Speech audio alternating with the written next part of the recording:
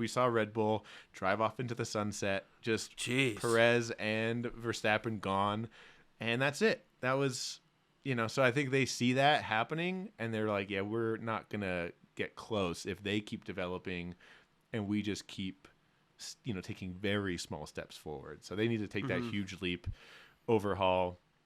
Hire me, dude. I'll do it. I'll design it. It doesn't matter.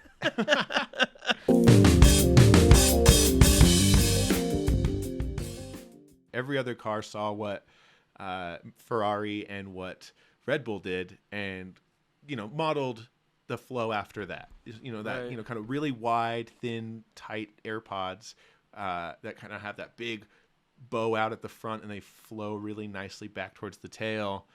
And even have shout out to Aston, who has the same exact thing. McLaren, RIP, did the same thing. They have the ripple through the side pod.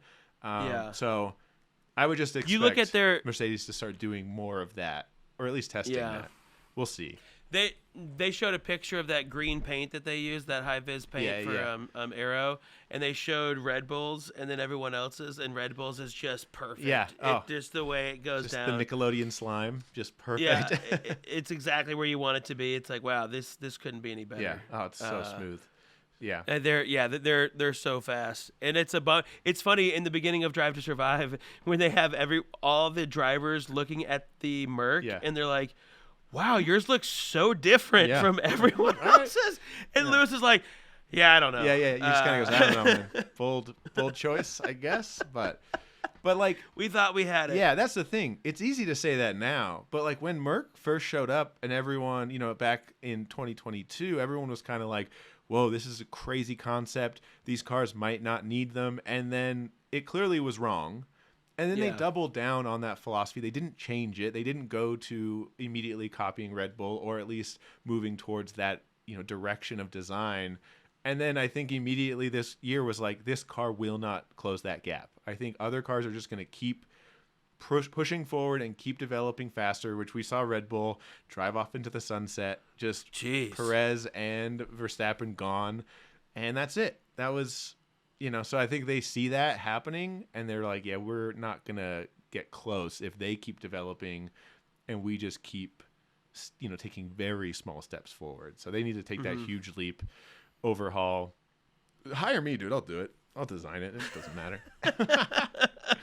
Yeah. Fine. I'll do it.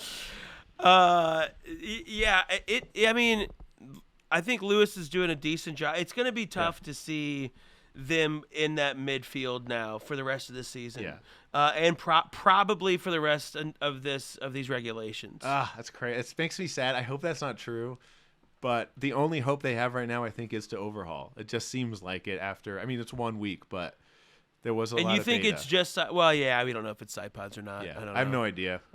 I think it. Yeah. It could be.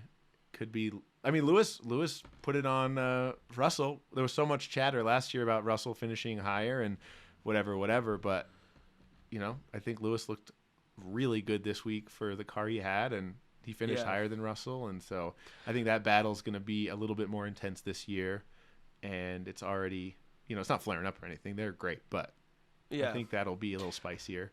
I think they know that they need to do this for the team, because none of them are going to win. So let's see if we can get the constructors, as high as we can. Yep. But I'm surprised Lewis didn't overtake Carlos at the end there. He was so close. He was within a half a second.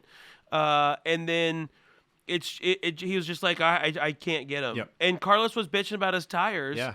And then you just see them. Lewis had DRS open and was losing ground to the Ferrari. Yeah. Yeah. I don't know. It's like you watch it and you're like, what? This doesn't make sense. And I guess it's probably the state of the tires, because, Carlos and Lewis is famous for bitching about the tires being bad when they're not. So maybe he did have good tire management, and then.